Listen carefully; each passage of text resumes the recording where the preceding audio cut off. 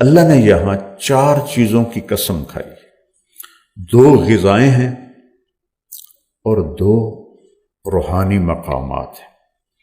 پہلی 2 کا تعلق جسم سے ہے اور دوسری 2 کا تعلق روح سے ہے۔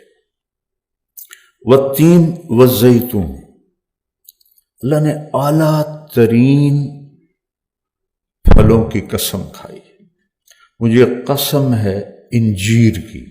میرے نبی نے فرمایا دنیا میں واحد ایک پھل ہے جو جنت کی مثال ہے۔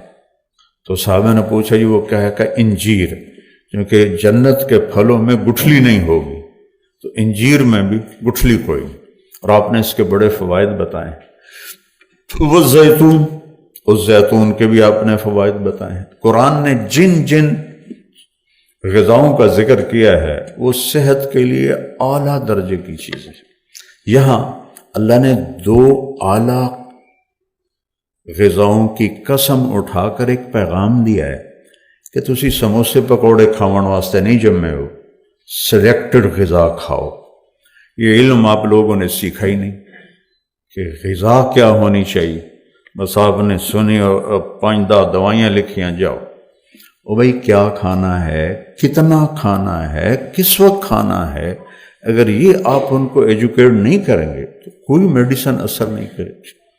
میرے نبی نے کہا سب سے بدترین برتن انسان کا پیٹ ہے جسے وہ فل کر لے۔ بھرا ہوا پیٹ بدترین برتن ہے، بدترین۔ میں حدیث پر بعد میں آؤں گا، پہلے میں یہ آپ کو 2 ٹپس دے رہا ہوں۔ مجھے قسم ہے انجیر کی اور مجھے قسم ہے زیتون کی۔